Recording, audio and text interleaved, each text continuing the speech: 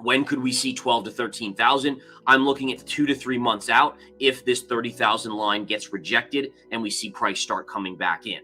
All right, so 2 to 3 months out, 12 to 13,000, and then likely 6 to 8 months out before we could see that 9,000, 10,000 target if it does. Basically, if we break that 15,000 low.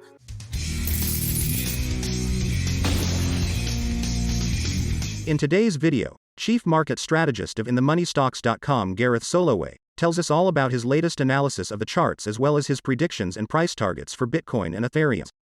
Soloway shares his opinion regarding high inflation rates, the stock market, the crypto market, and the Fed. Before listening to him, please ensure to smash the like button and subscribe to the channel. As we get into this game plan. Now, I'm pumped because today is a massively important day. All right, we have the Federal Reserve announcement at 2 p.m. Eastern time, followed by the key, and this is the big one, the key press conference. Now, you might say, well, why is the press conference more important than the rate hike or lack thereof?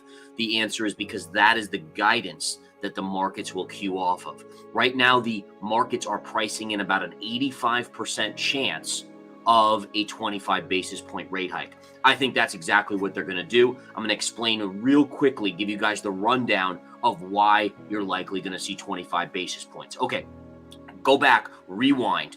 2 weeks ago, in fact, 2 weeks ago today, Jerome Powell was in front of Congress. We had just gotten out data that was inflationary, and he basically said to Congress, listen, we may have to go 50 basis points.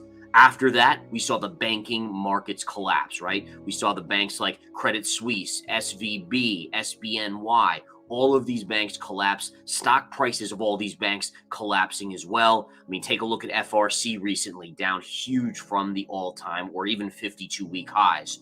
So the bottom line is that the Fed was put in a pickle here. They don't want to go to zero right now because there still is, number one, inflation. Number two, if they go to zero, right? If they go to zero interest rates, the markets are going to cue off of that things are a lot worse in the banking sector, that things are very, very chaotic, that there's a potential catastrophic black swan event coming. And so ultimately, what the Fed will do is probably thread the needle with a 25 basis point. This way, they don't really raise much, but they raise just enough to kind of keep confidence that they're in control and that we're not looking at a major banking collapse that's even greater than what we've done. Press conference, I expect him to guide in a dovish manner. He has to guide this economy through this banking process, this banking crisis.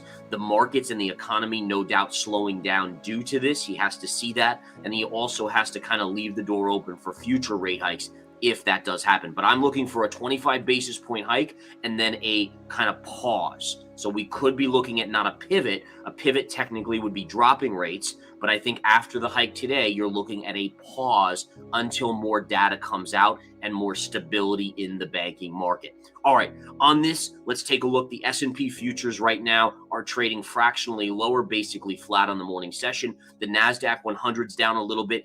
Bitcoin is trading up just a little bit on the day. I'm going to get into some charts we're going to start discussing here very, very quickly. The big one today, and this is going to be interesting, guys, watch the US dollar. I'm going to show my chart now. We're going to start out with the US dollar and take a look at what that shows. So what's interesting to me about the US dollar here is that you're coming into this Fed decision with technical support, right? So again, if we look at the dollar, it had this 3-bar surge, 1, 2, 3. Then bullish consolidation, sideways consolidation after a 3-bar surge is definitely bullish. We then saw upside in the US dollar. Since the highs here and the banking crisis began, we've seen the dollar start to decline. Interestingly enough, look at where we find ourselves back into going into this Fed decision. So interestingly enough, does this announcement, does the Fed calm fears about a banking crisis? If the Fed calms, and think about this, right? If the Fed calms the banking fears down, does the dollar bounce? Does the Fed look like they're in control? Does the Fed say that the bleeding has been stemmed or stopped in the banking sector? Does that yield a bounce in the market? If the dollar bounces, does the banking system bounce? Do the bank stocks bounce? But then does technology sell off? Because usually when the dollar bounces, tech sells off. Now, what's fascinating about the last 2 weeks is that tech stocks have been a beneficiary of money flow that's been going out of the bank stocks, right? We've also seen Bitcoin do well. We've seen gold just ripping higher until yesterday's rally in the banking stocks when it really came back in. So we're really looking at, for me at least, when I look at the dollar chart today, number one, it's at a pivotal level. All right, which means that the decision today is either going to bounce it, which is the more likely scenario. Remember, everything I do is all about probabilities. There's no, I feel, my gut tells me. That's BS. All right, anyone who's giving you advice based on what their gut tells you, you shouldn't take that advice. Probabilities are the name of the game here. And basically what you're seeing here is the dollar's into technical support. So the probabilities favor a bounce in the dollar. If not, and you break lower, guess where the dollar's going? The dollar's going to head back to the recent lows all the way down here. There's really not a lot of technical support once you break this level. So again, probabilities favor a bounce in the dollar, which tells you the Fed is going to try to reestablish the fact that things are not that bad, even though they're going to take kind of a slight hike and pause mentality. They're going to calm fears, and that should give the dollar a bounce. If that happens, we could see gold selling off a little bit. We'll watch to see what Bitcoin's going to do. Speaking of Bitcoin, we got to go look at this chart, guys, because Bitcoin is also at a major pivotal level. Do you guys see? And by the way, for those of you that have followed Fed decisions or any big decision, jobs numbers, anything like that, what you'll notice is charts tend to be at major pivotal levels going into these announcements. All right, so when I look at Bitcoin, Bitcoin has continued to chop sideways over the last couple days, ever since it tested the 28,500 resistance. And by the way, why is that resistance? All right, because it is the lowest point. Check this out, guys. 28,500, which is the high that we just hit over the last couple days. It is the low pivot of the mid-bull cycle of 2021. So again, this is the symmetry of the charts. This is the power of the charts. You know, so many people look at this chart, right? I mean, you look at this, what you're seeing on my screen right now, and you say, how do I make sense of this? This looks like a bunch of jumbled ups and downs and whips and lefts and rights. And ultimately, there is sense that can be made out of it. This is why chart reading works. Back to Bitcoin. So what we know is we're at a pivotal level going into this Fed announcement. If we see a pop on Bitcoin, there's a major level right up here. This is the big one at 30,000, even numbers. If you're a technician and you know charting, you know that even numbers matter in charts because they matter to our human psyche. Naturally, up here, guys, up here in our brains, we are drawn to even numbers. All right, we don't talk about 23,752.5. We talk about 50,000. We talk about 100,000. We talk about 30,000. We talk about 1,000,000.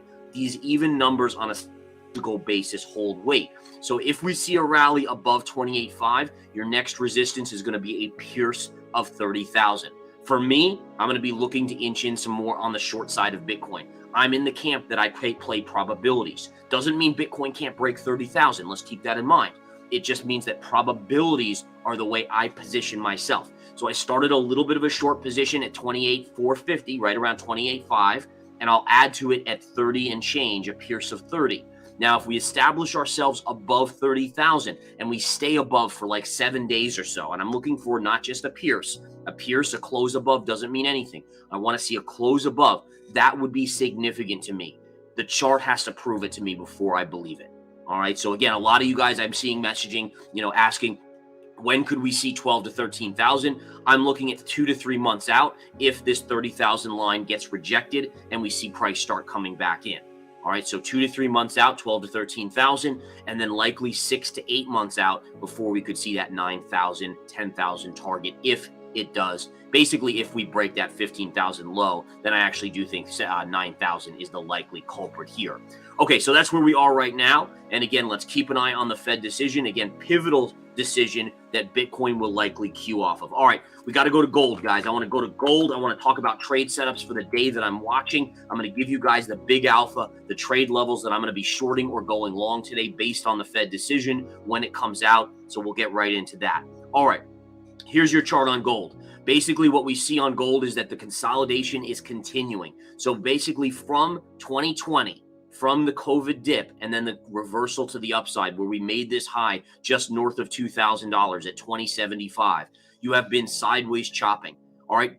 All of you If you're new, maybe not. If you've been around me for a little while, you know this pattern formation. This is a classic bull consolidation pattern, right? So if we go out and we look at the chart here, gold's been in an uptrend up until that point, and then it's been in a side trend. You want to see something crazy? Go back to the 1970s.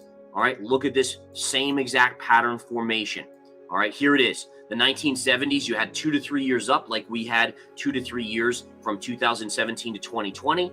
Then you had consolidation pullback, and then look at the run that gold experienced. To me, this is telling me the future.